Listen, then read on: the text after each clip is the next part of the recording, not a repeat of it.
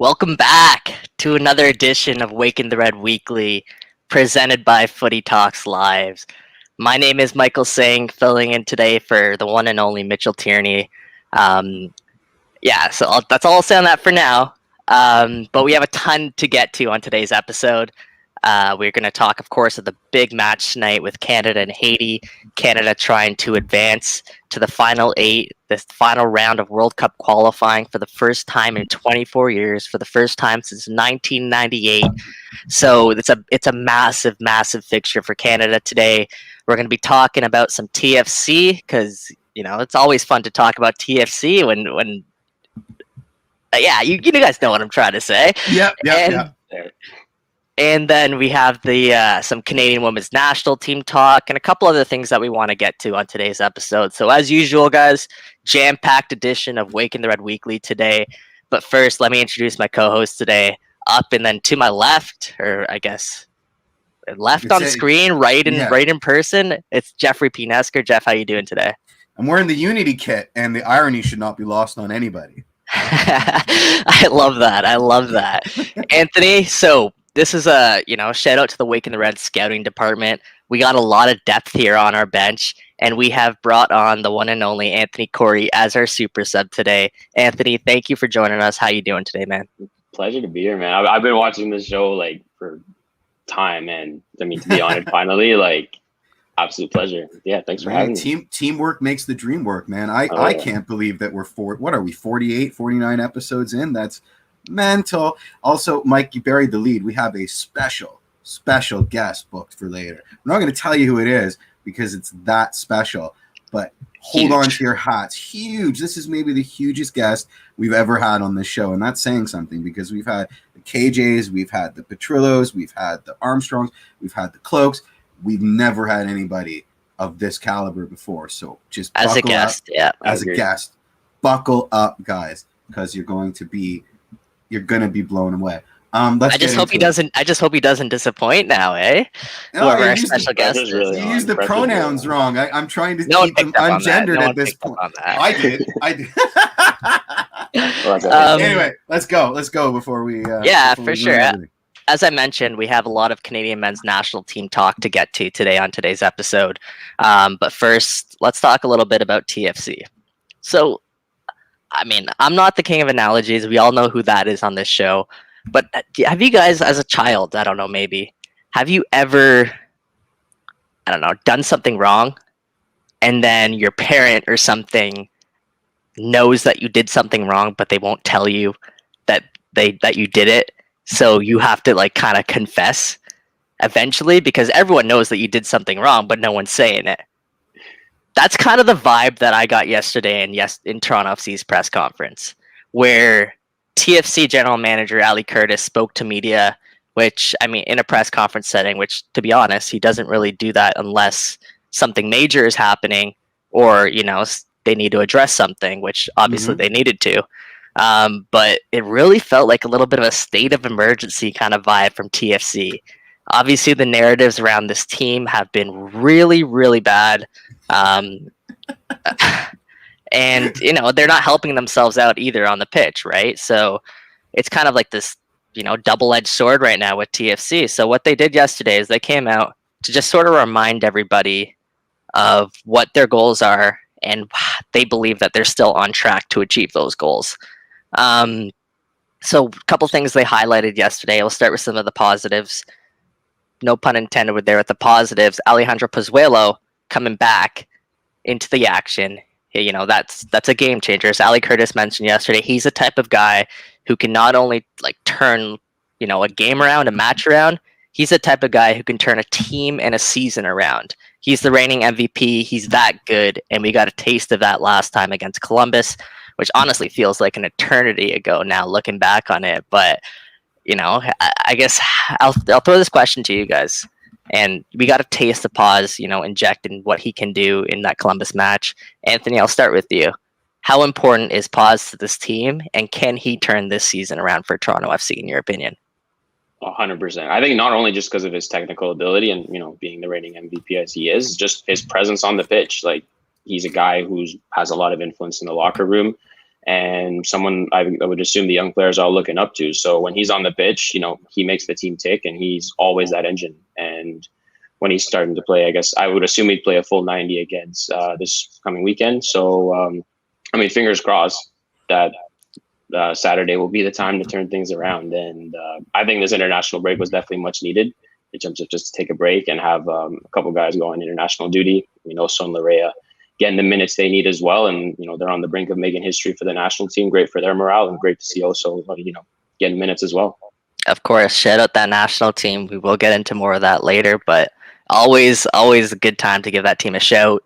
Jeff, I'll throw that same question to you. How important is pause to this team? And you know what? Let me spin it a little bit differently too. Please. Is Toronto FC relying too much on one player here? They're relying too much on the idea of one player here. I mean, at this point, and I'm not trying to drag you, Anthony, but is he really a presence in the locker room? I mean, his English isn't very good. He speaks one language, so maybe as an example on the pitch, but I have a feeling like we're so. I mean, let's just break it down, because I think you set the table right, Mike. I kind of wanted you to go through the gamut of the sort of rogues gallery that appeared, right? It was Ali, and then Armas, and then they trotted out MB4. My first question is this: did they need to do this press conference? I mean, let's forget about hindsight is 2020, because there were no answers. But beyond that, there were some of the non-answers were more damning than saying nothing. I mean, generally speaking, if you're going to call a press conference, you want to communicate a point. And when people leave that press conference, they want to be in a better place than they were when you opened the press conference. And I think they failed miserably on all accounts. I mean, we were just saying, and I'm not going to in any way, shape, and form infer that they listen to our stupid, piddly little show, but we were just saying last weekend that there's a disconnect, and it's not Armas's fault. It's just that he's got a huge shadow of Vanny, how articulate he was, how charming he was. And what did they do a week later? They trot out Armas on a press conference that they called, knowing full well that he's going to get asked a Josie question. And what does he do? He petulantly doesn't answer. That's horrific. That, like, what? Whose idea was it to set this up so that happens? I mean, did somebody say to him, hey, if you get asked the Josie question? I mean, again, I'm not going to say what Vanny would have done, but what anybody should have done, just BS us. Give us horrific platitudes. No, seriously, give us platitudes about how you love him. It doesn't have to be true, and it can be immediately reversed a week later. But say something. I mean, folding your hands and going, I ain't going to talk about that. That's schoolyard nonsense. I mean, who put him in a position to even make that decision, right? Like, it just boggles my mind. If he's going to be that petulant, don't put him up there. I mean, I'd accept a dancing bear or an organ grinder over that, right? Like, that is so damning, and it didn't have to happen, Like that's why I'm so upset about it. Like, just say something, but don't say nothing. So insane. So to be fair, at the beginning of his press conference, I think he was asked an initial Josie question. He did give an answer on it, but then he said that he's not going to talk about it anymore. Then don't call a press conference. That's all everybody wants to talk about. And then he was asked. He was asked about Josie again towards the end of the press conference, and then he just had to reiterate what he said initially, which is he made his comment on Josie Altidore, and then he said, "Okay, guys, no more talking about Josie Altidore."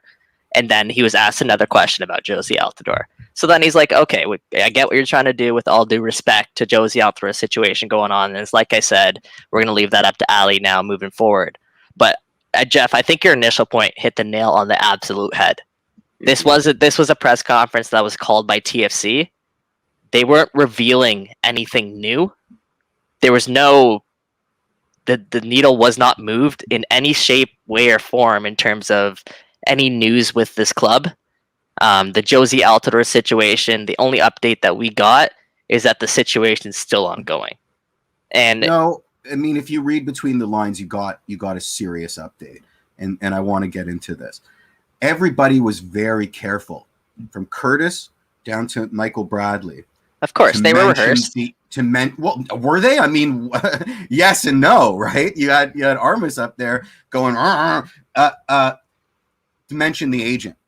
And I think that that's a very important detail, and it certainly didn't go unnoticed to me. Nobody ever inferred in any way, shape, and form that Josie was having a personal conversation with anybody. They were very careful to mention that it was his representation. Now, again, that's not new, though.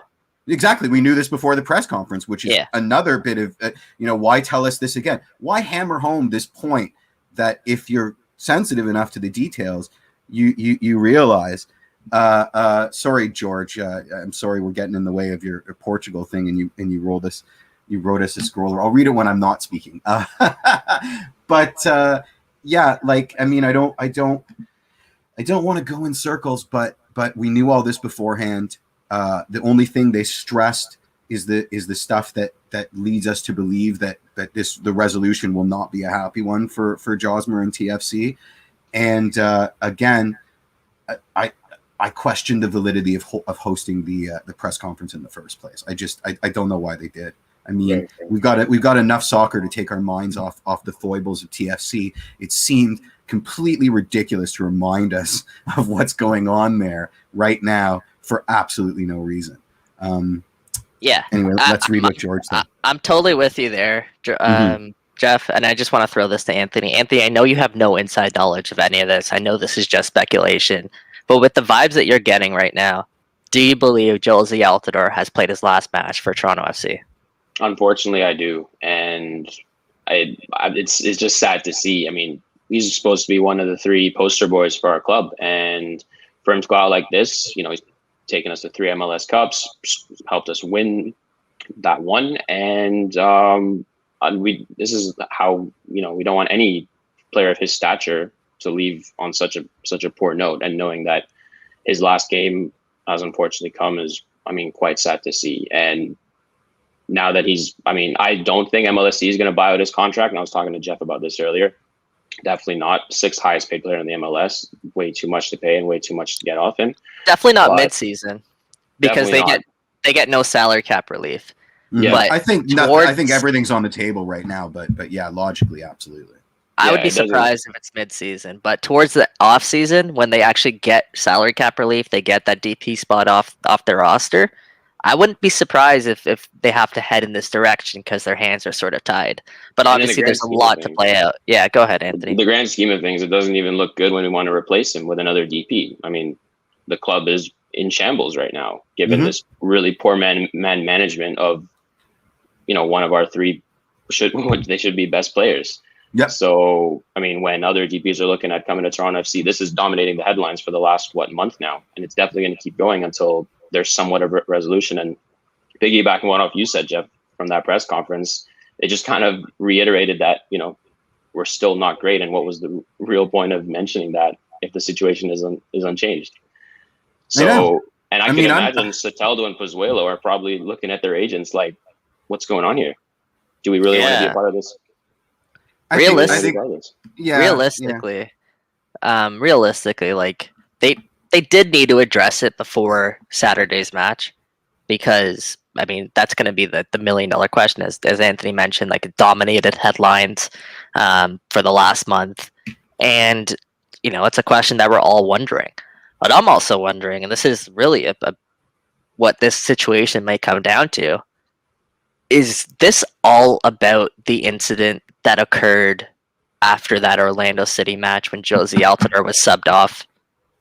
Is it only because Josie Altidore had a rift with Chris Armas? He said some things, and then it's like, okay, we're exiling you from the first team, and you get to train on your own, which he's still doing, by the way, in Florida. And The Athletic also put out a report yesterday that Josie Altidore would prefer to train with the first team and kind of reunite with everyone there.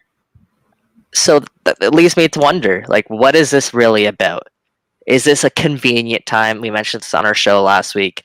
Is this more so a convenient time for Toronto FC to get rid of Josie Altidore, who I've been on record saying, and I still wholeheartedly believe this, that the team would probably be better off long-term, even short-term, if they can fill that DP spot with an actual designated player that's worth that contract right now. And I think, does Ali Curtis see the same thing there? Is this a convenient time? Jeff, go ahead. They've been shopping him for a while. This is now common knowledge. They put him in the shop window at the beginning of the year. It didn't work out for them. They refused a Cruz Azul deal, which is the kind of deals that they were getting when they were shopping around, which is, we'll take him off your hands for the low price of nothing. You don't get a transfer fee. We'll give you the tiniest bit of salary relief because we're Cruz Azul. We don't care about your rinky-dink MLS rules. This is what we're willing to pay for him. Take it or don't, right? And considering that he's got a no-trade deal, so he can't go to MLS, so the MLS tam-gam, thank you ma'am shenanigans don't apply to Josie, right? I mean, we've been saying it's a bad contract, and unless he plays good, we're seeing how bad this contract was, right? We gave him every concession in the world. TFC wasn't willing to do that. Maybe they didn't want to maybe they wanted a transfer fee or whatever, but you're seeing now that frustration manifest, right? So this has been ongoing, and I think that there's truth to your tinfoil hat that the club were incredibly frustrated, and this was a wonderful targeted opportunity, and so they went all in on this because now it's a way to own the narrative and in a way position themselves to be us versus them. They really shouldn't have put they tied their wagon to a brand new coach that nobody's met yet, that seems to be defensive and adversarial and combative when he's asked questions over Zoom. That's really not the guy you want to put up against the club legend that's scored goals and won us championships. But here it is, and we are. I think there's a lot of truth to what you're saying. I mean, if you want to get rid of somebody and life hands you lemons, you make lemonade. So I really don't think that we can ignore that and dismiss it as tinfoil hat nonsense anymore. What I was going to say, Jeff, is just that I don't necessarily think they're holding up for a transfer fee. I just necessarily think they're trying to get his full salary, as much as they can, off their books. Right, which is holding up for a transfer fee 2.0, right? Eventually, they're going to come to the realization. At this point, though, the transfer fee is just off the table. Oh yeah, like there's no team that's paying a transfer fee right now. There's no team in the world. Maybe Jamie Vardy's Rochester Rhinos now that he's bought them, but other than or Inter Miami, we never dismiss Inter Miami giving somebody $100 million for no reason. There you go. So this segues perfectly into kind of what my next point was, and I wanted to talk about literally what the Michael Bradley situation was yesterday. So I was able to get in this question. Our super special guest is here, but I want them to wait for a while because I like flexing that power. Yeah, I know. That's the way we just treat our guests on this show. Yeah, so especially the special ones. Yeah. And we'll keep you guys waiting just a little bit. So the Michael Bradley question I posted him was, Josie Altidore, obviously with the situation going on, you guys are good friends. We know from covering this team, he's been quick in the past to jump to your defense, specifically at the beginning of 2020 when he kind of felt like the club mishandled the treatment of your ankle injury. So I just wanted to get your perspective with everything that's going on here with Josie. So that was my question I posed to Michael, and obviously he was prepared for this question. This was nothing that was going to be a surprise for Michael Bradley, although it was surprisingly the last question of the press conference that was asked to him, which I thought was pretty eye-opening. But anyways, Josie and I have a long relationship. This is what Michael Bradley's saying. He and I have shared a lot of incredible moments together, both with Toronto SC and with the national team. There's been some big successes. There's been some huge disappointment. But when you go through as many experiences like we have, that will mean something. That will always be there. No one can ever take those away from us. And so at this point, I want the best possible situation and outcome for Josie and for his family and for the club, because obviously it's no secret how much I love and care about the club and how much I've given to try and help turn this club into something different and something special. And so it's not an easy situation. It's not a simple situation. And so all I can say is, again, I hope there's a solution where Josie gets the respect and the appreciation that he deserves from the fans and from the city for the incredible role that he has played in putting this club where we are right now. When the book gets written, when all is said and done, we're talking about one of the best, if not the best player to ever play for the club. And the role that he played in so many of those big nights, it can't be overstated. I hope there's a solution and an outcome that is fitting for all of that where Josie and his family can be happy and have what they deserve. And I hope that same outcome and solution is what leaves the club in a great place to continue to have success and continue to write more pages in our history. And so it's sports, it's football. These things do happen. We'll leave the rest for Josie and his agent and for the club as they'll navigate that. But those are my thoughts. Okay, let's not get into that too much. We can get into that more after.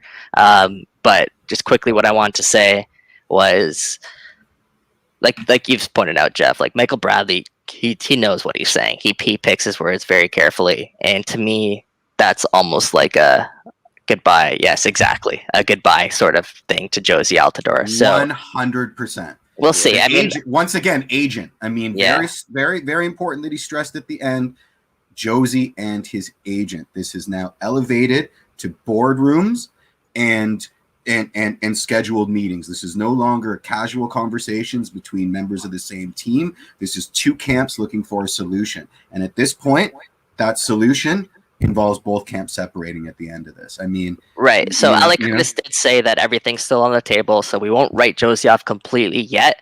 There is still a possibility in some sort of universe where Josie does put back on the TFC kit, but for now it's not looking too bleak. So anyways, let's move on. Let's bring on our special guest today. We're going to talk some Canadian men's national team. So guys, excited, are you ready guys. for this one? Are you ready for this? Ready. Mr. Canada Soccer, are you ready? We've wanted to have this guy on our show forever. It took so long to get him. Bit of a Let's drama bring him queen. on. Yeah.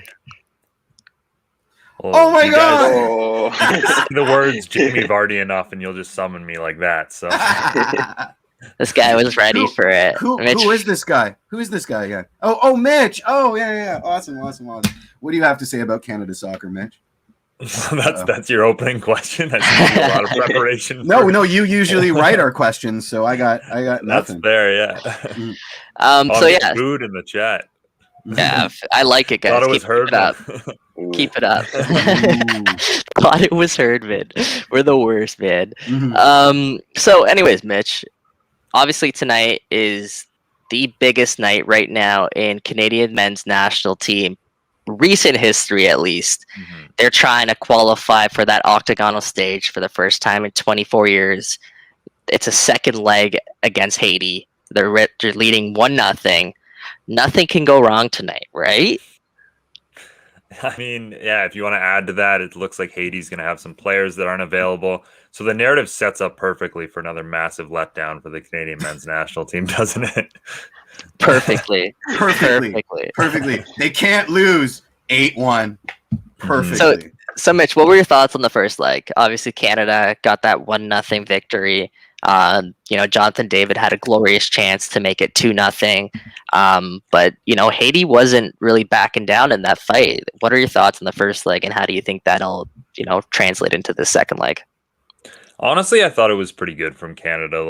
I would have liked them to be a little more aggressive, but you knew they were going to that game a little bit stressed just based on the past and what we've seen from this team in the past. And you also know how difficult it is to play away in CONCACAF, even when there aren't fans. Like, that turf field was not great. Canada couldn't really play the game they wanted to on that field. The heat of the day, all those factors that you usually have in CONCACAF were going against them. So, I think you just take results away from home, and that's as big of a result as we've seen them get away from home in a long, long time, probably since maybe something in the last World Cup cycle. So, yeah, I think you take the performance and you're happy with that because it sets you up great for tonight's game. That's a little ironic because tonight's game, if you guys didn't know, it's not going to be played in Canada. It's not going to. It's technically a home match for the Canadians, but it will be taking place in Illinois and near Chicago. There at Ridgeview. Yeah, exactly. SeatGeek Stadium, and kickoff is set for 9 p.m. Eastern tonight. So, with that being said, a neutral ground does that factor in here, and at any way, shape, or form? I mean, it definitely does. We've as much as we've seen Canada struggle away, even in past World Cup cycles, we've seen them get some pretty big results at home in front of even a small BMO Field crowd. It's always nice to have people cheering you on and the comfortability of playing at home in Canada. So yeah, it definitely is an advantage to Haiti in the sense that they had their home leg. Canada won't have the same thing, but I think it is good that they played it in the same city they had already played a match in. There'll be some comfortability there. I'd assume they're staying probably in similar spots to last time. So I think the CSA did a pretty good job overall of making sure to schedule this in a place that, look, while it's not going to give Canada a massive advantage, it's going to give them at least a little bit of one, and that's what you're looking for, best case scenario at this point. Mitch, do you think we're going to rue those missed opportunities on that carpet in Haiti? Do you think we're going to rue not having 3 away goals to our credit? No, I don't think so, because I think Haiti also had some pretty good opportunities to score as well. Look, I think this Canada team can score, period, and I'm not too concerned about them doing that tonight. I think we'll see if they can hold up defensively, but it's been one game, I think, against Iceland is the only time Canada hasn't scored under John Herdman. So I think we can expect more goals tonight. Is it 28 goals for right now for this Canadian men's national team, which is by far a record for the more than Canadian any World Cup Yeah. qualifying campaign. in history. Exactly. Yeah, what's Just Jay 5 Dave games at in. now for appearances to goals? Something insane. That stat was 16 and 15. I think because he didn't score against, he didn't score in the first leg. I think it's 15-15. Still a goal a game average. Yeah, is that good? Yeah, I guess that's pretty decent. Right? Yeah, that's pretty decent. Yeah, the keeper got left behind in Haiti, right? Their starting keeper. Yeah, that's what Mitch is mentioning. So yeah, Haiti's going to be kind of weak in there. Let's focus back on Canada for a second. They've went out. They've been playing the 3-5-2. And in that, Alphonso Davies was kind of, at least against Haiti, he wasn't as effective as we're used to seeing. Like, Haiti really man-marked him. He didn't get the time to dribble, the room really to do anything. Do you see John Herdman tweaking that at all heading into this matchup? Maybe going back to a 4-3-3, which he has shown that he can play, or do you think he kind of sticks with the 3-5-2 tonight? I think he sticks with the 3-5-2 because it's worked both against Haiti and against Suriname, who I think are somewhat similar side to Haiti, just in the sense that, they're a team with a couple of good attackers and decent backline and like to catch you on the counterattack. So I think it actually, defensively at least, has really helped Canada to play well. And while it wasn't great against Haiti, I actually thought that kind of freer role on the far side was really good for Alphonso against Suriname. So, I mean, if the referees maybe do a little bit more of a job and pull out more cards on some of the fouls that we saw in Alphonso Davies, like I still think he can do, wonders from that side of the field. So I'm not too concerned. I think you stick with the same formation. Right on, and well done. They're saying in the chat, put 3 guys on Davies. I don't care. It creates room for everyone else. Bang on.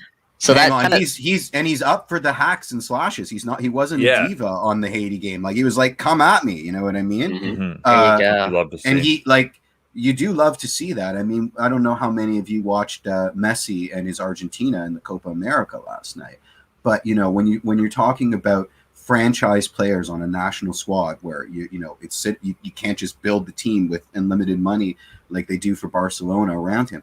I mean, 2 things. One, having Richie on our side to balance out that 3-5-2 is our secret weapon.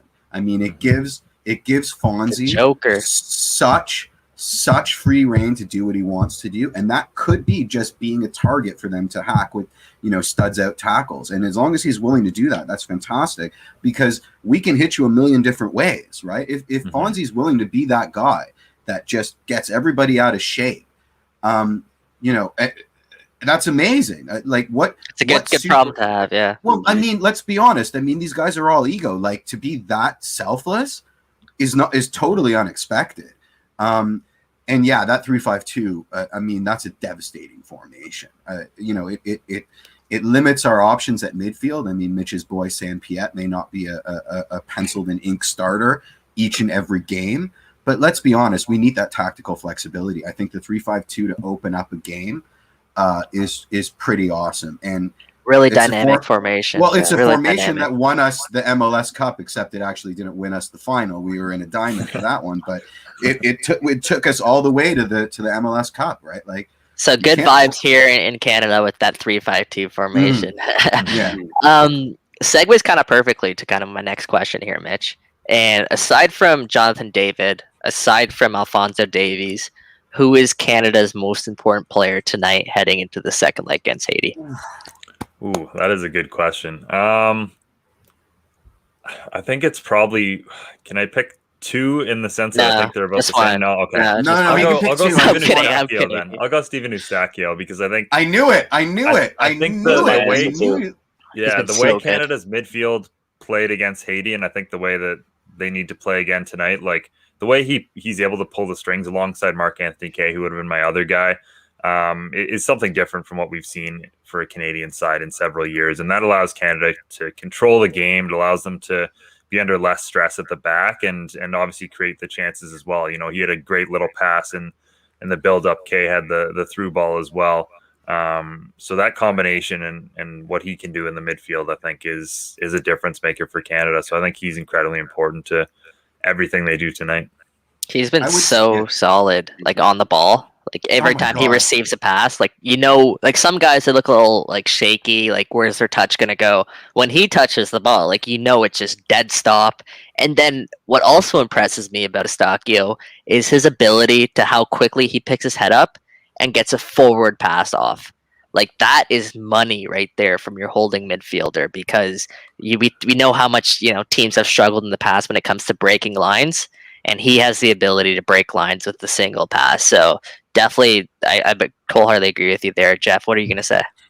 Well, you know how in tennis some guys are clay court specialists and some guys are whatever the Hard court or hard grass court specialist or grass specialist. Well, is Eustachio a turf specialist? Like, does he love those bad carpets where it's really slow? I mean, Haiti hasn't watered that thing, in 40 years in anticipation of like, I mean, balls stop dead there. So it's like, because I'm ready to pencil them in Sharpie. Like when we roll this 3-5-2 attacking formation, as long as they're healthy, it's Mac and Eustachio in that midfield, and everybody else is second fiddle, right? But am I jumping the gun here? Should I make it only when we're on turf?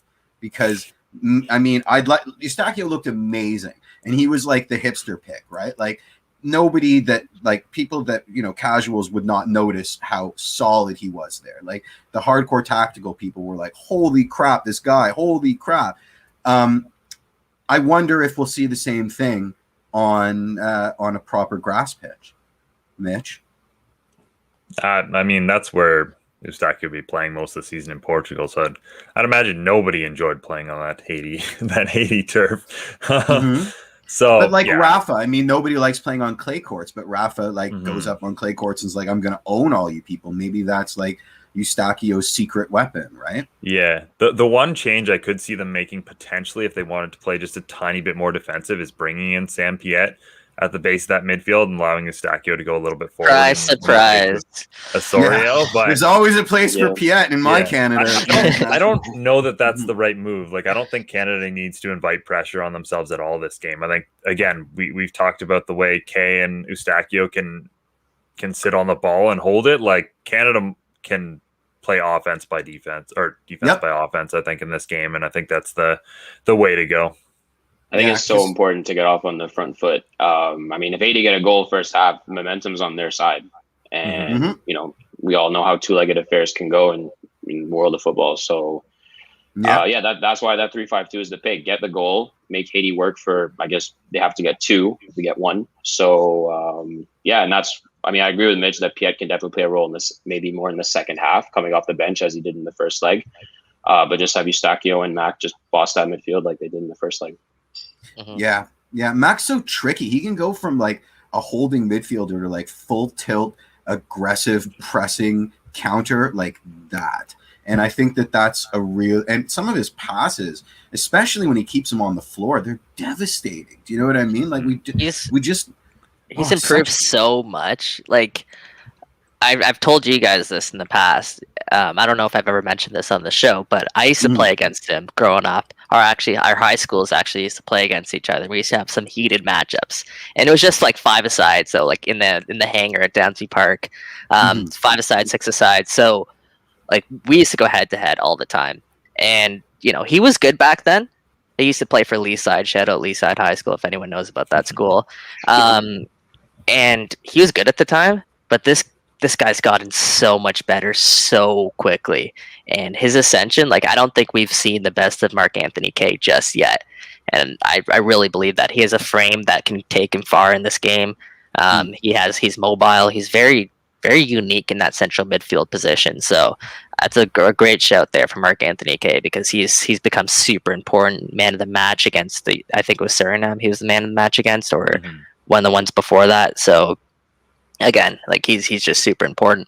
Last question before we let you go here, Mitch. We're letting him go? Unfortunately, and this guy's a busy guy now, don't you know? Yeah, that's true. Yeah. I want to ask you about Jonathan Osorio and the job that he's done so far for this Canadian men's national team, coming off injury. How important is he to this men's national team? I think he's important for a number of reasons. I've mentioned it in the past on this show, but I think he's one of those guys who's stepped up and been a leader for this group. When John Herdman took over, I think I was telling Oliver Platt that I hoped I'd see Piet and Osorio in every camp, because there'd be consistency there. They're MLS guys, and they both have kind of that leadership on, the French side and the English side, so they can bring everybody in all together. And I think both of those guys, but especially Osorio, has taken a big step towards being a leadership player for Canada. And I'm sure you've talked to a bunch of them, Michael. You hear what all the young guys say about Osorio and how much he's meant to them, and proof that you can break through with Toronto FC, that sort of thing. So I think from that perspective, he's important. On the field, I don't think this has been his best, most effective camp, but nonetheless, I mean, he's still one of those players who can deliver in the big moments. We saw the cross against against Haiti to get Canada that all important goal. And again, in this Canadian midfield, the fact that you have Kaye, Eustachio, and Osorio, who can all play basically every role in that midfield,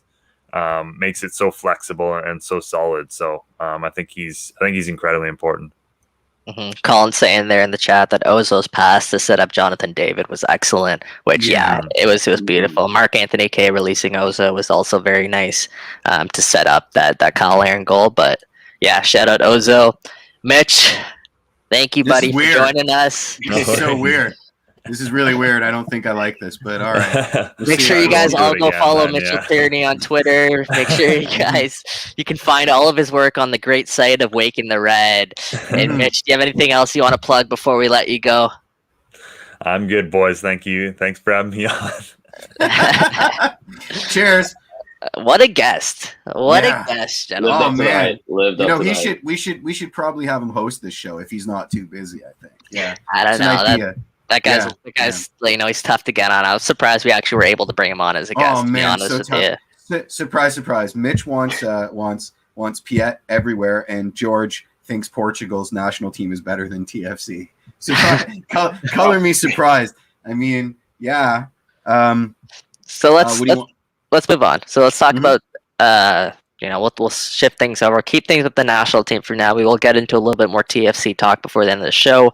But in terms of the national team, I want to talk about the Canadian women's national team, because they've recently played 2 friendlies, one against Czech Republic, one against Brazil, both of them ending the same way, a 0-0 draw. Now, against Czech set up, and they essentially parked the bus against Canada, which is a good sign for the Canadian soccer side, who, they're getting that respect against a team like Czech Republic. Unfortunately, once again, which is a recurring narrative around this team, they were unable to find that breakthrough, find that goal that they really needed. Defensively, they've been fine. They've been sharp, especially when you inject Khadijah Buchanan back into that mix. But there's still some question marks really about this team moving forward, and how huge question marks about how they can, better optimize their build-up play. And perhaps a lot of that comes down to the starting 11 selection, which is a huge issue, because Priestman's got to cut her roster down to something ridiculous. And I don't think she got what she needed out of these friendlies, right? She's going to have to sacrifice a lot of good midfielders and some good defensive depth to bring every last forward, because we don't have one that stood out from the pack. Absolutely nobody's made a case for inclusion in this Franken roster. And I mean, if I'm coaching them, I'm not willing to make a decision and leave somebody. This was supposed to decide whose potential was ready to be realized during this cycle, and it didn't. And I don't. And as much as I think that, as much as I'm sad that Bev now has to make that choice, I don't necessarily think this wasn't her fault. Watching the game yesterday on our WTR Slack, I kept asking people, people that cover this team, what are the tactics here? Because it looked like Timbit's chaos. I mean, who was playing what? And what were the systems? Like, it just looked like the same old, this like mad dash. Nobody was running into channels. I mean, if the person on the ball stopped dead, everybody else was so worried about offside, about playing onside, that they did too. There were no runs. Like, there was no, forget about assigned, like, you know what I mean? Like, look at Lua, how smart he is as a proper number 9. And keeping himself onside and making tricky little runs. We went through the gamut of like every forward that ever had a cup of coffee with the Canadian women's national team, and they all look the same. I mean, usually when you truck out that many forwards, especially professionals who are working in different systems, right? These aren't unattached FC players anymore. They're working with world-class coaches in their systems, and they all looked the same. I mean, Jeff, you're throwing out some heat today, buddy. You're coming with some fire. But yeah, I don't disagree with you there. Like, this team, I think all of our frustration stems from the fact that on paper, this team has come a very, very long way, to the point where we genuinely believe against a team like Brazil that they can come away with a victory, no problem, in my opinion. Marta's 4,000 years old. I mean, come on. Yeah, but I mean, Marta's still Marta, right? Oh my gosh, she's incredible. I would take it absolutely, but in terms of the women's national team, their midfield right now, in my opinion, it's not ideal. Like, this isn't the best midfield that this team can roll out. I think you got to put Quinn. That absolutely tattoo it on the team sheet. Absolutely, mm-hmm. Absolutely. You have to put, in my opinion, her best position is at center mid, Ashley Lawrence. Mm-hmm. I think she's too important of a player. She's too good of a player not to put in the heart of the park. Yep. And to be the most involved player on this Canadian women's national team. So Ashley Lawrence, for me, needs a spot in that central midfield. And the third one to round out that midfield, Jessie Fleming, of course. Yeah, of course. Right? So right now we're seeing a lot of, Desiree Scott, Sophie Schmidt, those names like that who, all respect to them because they are Canadian women's national team legends. Absolute legends. Roster. Get a golf membership. You ain't coming. I'm sorry. But if we're talking about the best of the best, we want to give the Canadian women's national team the best chance to win right now. I'm not sure if that midfield includes either of those players. Yep. And you insert the likes of a Janine Becky back into the side. Nichelle Prince looked very, very good. And then Christine Sinclair, like that's some attacking prowess, especially when you consider Ashley Lawrence playing higher up the field and kind of being able to link up with them. So right now, the question marks, it isn't defensively for this Canadian women's national team. Right now, it's how you can, improve moving forward. So hopefully that they can figure this out by the time the Olympics roll around. Hopefully there is an Olympics this year. We obviously want to see this team go on a medal because we genuinely believe they have the talent there on this roster. Any kind of wrapping thoughts, concluding thoughts in the Canadian women's national team before we move on, guys? Seems the last thing they would have wanted, 2-0 draws when you have to cut down to an 18-man roster, which, I mean, I just saw Ivan's comment. That's actually absurd during a pandemic to just take 18 players. And that's a match day squad. If injuries happen, like, where are you going to go? Yeah. Listen, do they have to cut down to 18? They do, and I think some of it is cold logic, i.e., less people means less people that can be infected, and it's not just Canada; it's everybody in the tournament, so everybody has to deal with it. But at the end of the day, I think Anthony's sort of dancing around this. I don't think Bev did herself any favors with these friendlies. In the same way that we opened this talking about why did TFC call a press conference? I mean, they like the sound of their own voice. Like these friendlies were supposed to mean something, and they didn't. And I watched both of them, and I didn't see that pressure to figure it out. Right? Are they friendlies or are they competitive games? Like if they're friendlies and you have unlimited subs, then you shouldn't be playing for a 0-0 draw. I mean, go out there, like pull the goalie. Who cares if they beat us 1,000? No, but seriously, who cares if they beat us 1,000-0 if we can figure out how to get the best roster? Agreed. You know what I mean? I do agree with that, but yeah. At the same time, like you got to manage a lot of different things, like confidence. You have to manage, ensuring that Khadijah Buchanan, for example, she gets the minutes with this team because she missed out the last 2-3 camps. So there's certain things like that come into play there. Mike, I think it was one of our 2020. Yeah, I think it was one of our guests who tweeted yesterday when Haidema came on that this was like, and again, it was subjective, but this is her last audition. I mean, they got to read that stuff. I wonder if that's as bad for confidence as ostensibly losing a friendly by a huge. I mean, I don't know if Jordan Haidema sees that tweet. Sure, but it's out there in the wild. You know what I mean? In the same way that like losing a friendly by a huge margin would be out. Yeah, a lot of it also comes down to like there is that balance between rhythm and also finding the best squad to move forward. But yeah, like you said, Bev's gonna have a lot of tough decisions now to make. I do personally believe that the friendlies were necessary kind of leading up to this match just because, over the last year and a half, we've barely been able to see this Canadian women national team in action and together as a group. So obviously they wanted to get in a couple of different faces there. I think there were 7 players in the camp that didn't actually feature in either friendly. So to Jeff's point there, that's kind of a question mark, but I guess that's weird. I thought they subbed everybody. I guess Bev has her short list there of the players that she did want to see, and hopefully that gave her enough information to make some tough decisions moving forward. One more quickly before we move on, Jeff. Well, I have a question for both of you. Who do you take forwards? If you got, you know what I mean? Who do you leave out of the forward pool? How many forwards are we taking?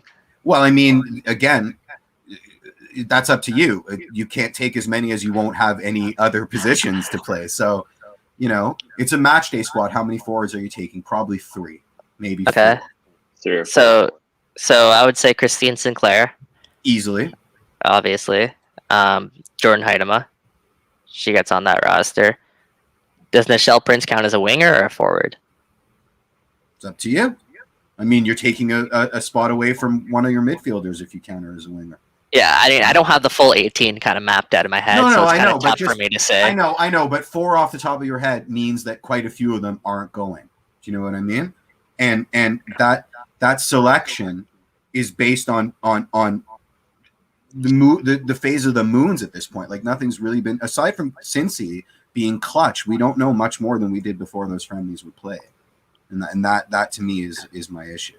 That's yeah. I think Evelyn Viens also has like her name for sure in that mix.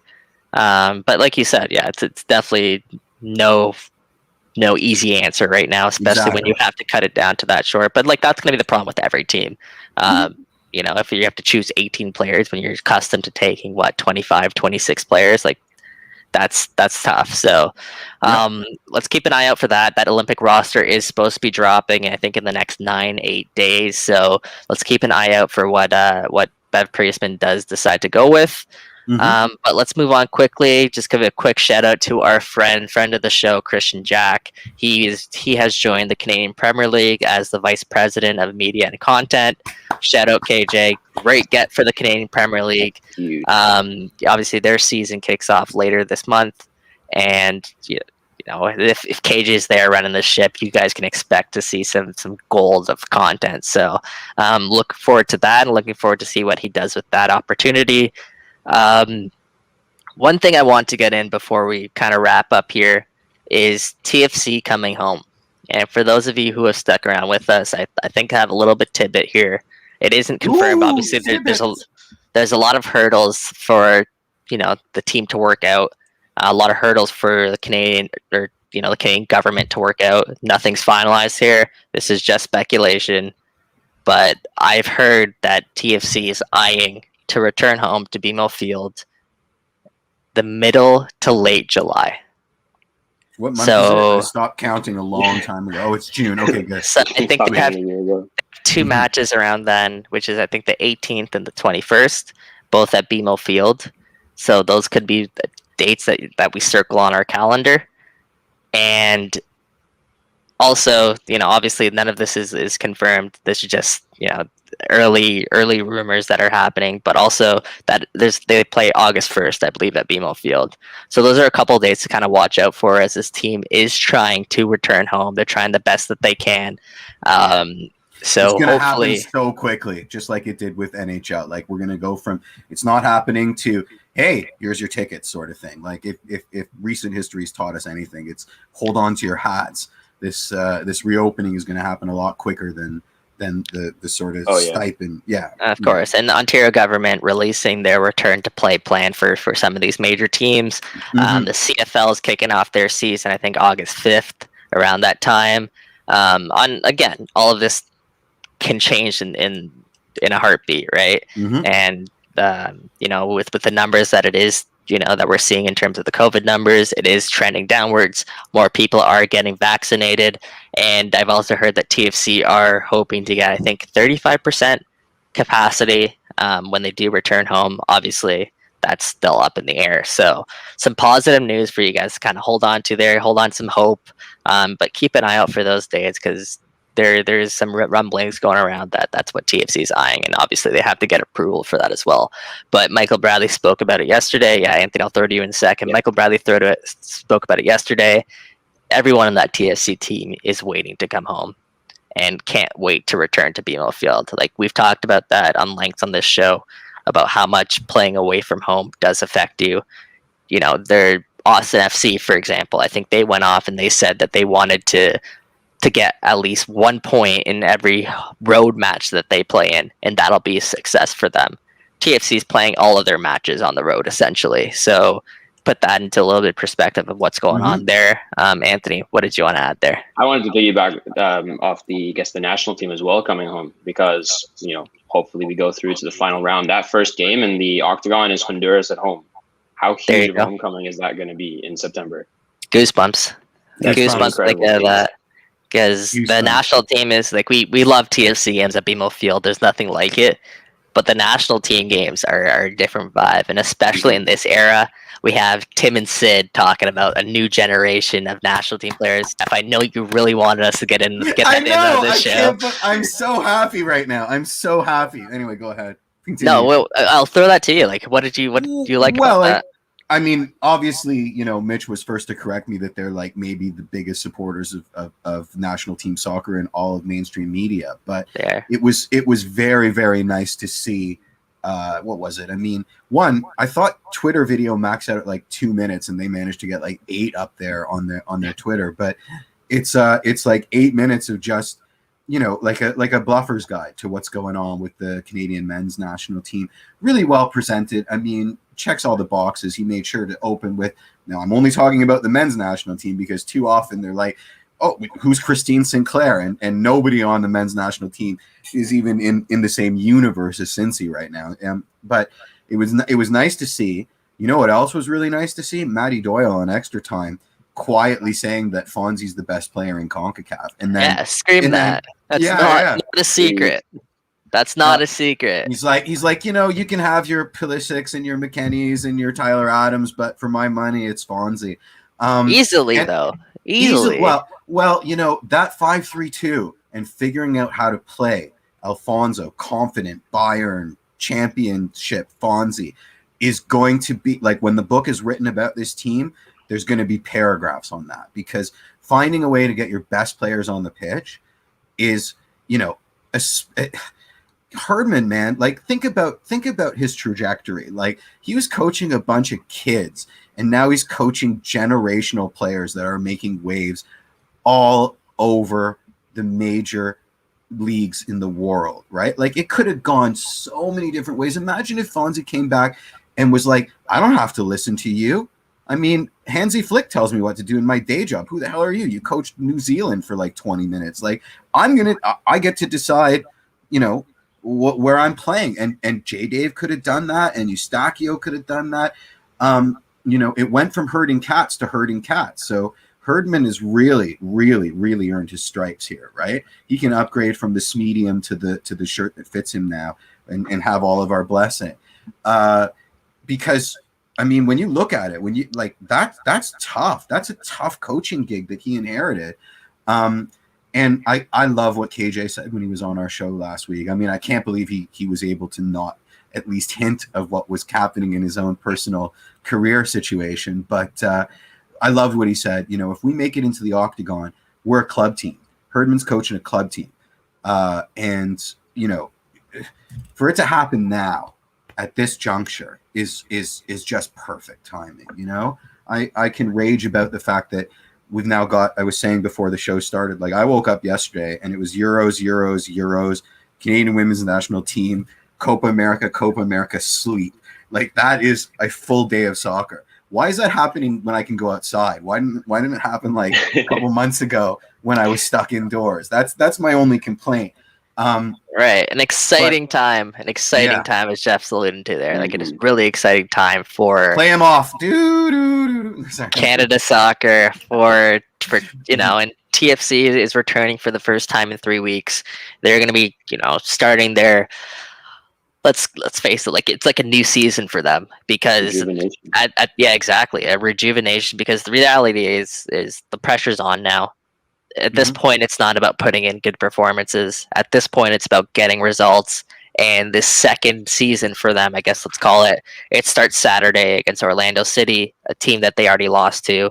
But they played well in that match, and they're going to have some more bodies back into the mix. Ali Curtis saying this team is healthier than it's ever been this season, at least. So that is something to look forward to. This season, I like the asterisk. This team is the healthier they've ever been from the calendar. January to March. Yeah. So they will be without they will be without Josie Altidore, they will be without Jefferson Soteldo. But we will expect to see Alejandro Pozuelo back into that mix. Jonathan Osorio, Richie Larea playing tonight for the Canadian men's national team. After tonight's match, there's also a chance where they get back into the mix for Toronto FC by this weekend. So we'll keep an eye out on that. But, Erickson Gallardo's back in training. We got Rocco Romeo back. We have Julian Dunn back. There's bodies back into this mix that this TFC team can now lean towards. Do you think he's going to play the kids? Do you think so actually, I asked him about that a little bit, actually. And so he's not, I don't believe he's going to play the kids. He might play them in bursts, but he said essentially is that like they got their run out early on this season. They got valuable minutes under their belt, and recently we saw some of the young guns being loaned down to TFC too. So one thing he was stressing Chris Armas. He was stressing consistency, and obviously. They're not Michael Bradley. They're not Alejandro Pozuelo. Those guys are the ones that are able to go out there and, do that for 400 games, 1,000 training sessions is what he said. So now that's what he wants to see at this next step for these young guns, is for them to, get real game reps, get real minutes, but also to be able to back that up with their performances and for them to earn those minutes essentially. And that's why we're seeing a couple of loan stints down to TFC2. We saw Jaden Nelson go down. We saw Jakil Marshall-Rudy go down. And we saw, of course, Kevin Silva and Ralph Priso. So expect to see, perhaps a little bit of those loan moves in the future, as those two teams are now really close together. And that's more of an opportunity that's more of an opportunity of where those young guns can get those minutes. But I don't expect them to see too much of those young minutes now moving forward. Yes, Ivan. That's funny. It is 1:15, so let's wrap up as soon as we can. Do you guys have any final concluding thoughts before we kind of wrap up here? I would love to rant about what my expectations are for the rest of the TFC season, but I'm going to leave it for next week. Let's see what happens on Saturday. Yeah, exactly. I got a lot of questions, and I don't like any of the answers that I'm coming up with myself. All right, because winning could heal a lot of the wounds, as Michael Bradley kind of illustrated. It's easy right now to kind of poke holes at this TFC team and think that things are worse than they actually are, because obviously there's nothing really for them to back up anything positive right now that's going on. But Anthony, any final thoughts here as we kind of wrap up? I mean, let's finish off with the national team. It's a beautiful time to be a Canadian national team fan, both on the men's and women's side, with the Olympics coming up and, hopefully an octagon coming up. So hopefully after tonight, it'll be even more beautiful and we can start looking forward to some huge matches. And I don't know if you guys actually saw the schedule, but our first 2 road games are the US and Mexico. It's going to be absolutely huge. If we can get through, right? As long as we don't ever call it the Ocho, because I don't want to. It's not allowed. But yeah, go Canada, go. Allez Rouge. Yeah, big matchup, as we mentioned, a couple times on this show. First time that they can reach the octagon, the final 8 in 24 years since 1998 in France, and it starts tonight against Haiti in the second leg with the Canadians up 1-0. That match will be played at 9 p.m. Eastern tonight in Chicago at SeatGeek Stadium. So let's go Canada there. Toronto FC. Catch it on One Soccer pregame show. What is it? 8:30 or 8 o'clock? Is it a full hour? It's usually half an hour, but okay. I don't know that off by hand. Toronto FC, they're back in action this weekend against Orlando City, and we know what's at stake there for the Reds. So hopefully they can, we see a couple of victories today. Jonathan Osorio, Richard Laria, hopefully will be able to play a big part in both of those games. Anthony, first of all, thank you very much for joining us today. Awesome job. You were absolutely fantastic, and we might have to bring you on more often instead of Mitch, because we know Mitch is a busy guy, man. Yeah. So down. Always. Also, he's mean, and you're nicer. So there you go. Thank you on that note, thank you to Mitch for joining us as our special guest today. We got a lot of good insight from Mitch about the Canadian men's national team, and about tonight and why tonight should be a pretty eye-opening matchup for the Canadian men's national team, one that comes with big expectations. Thank you to our producers, Sophia, Kevin, Edwin, for writing all of our articles. We appreciate everyone that's in the chat joining us. But on that note, hopefully we got some more positive news to talk about next week. Until next week, everyone. We'll see you then. Cheers.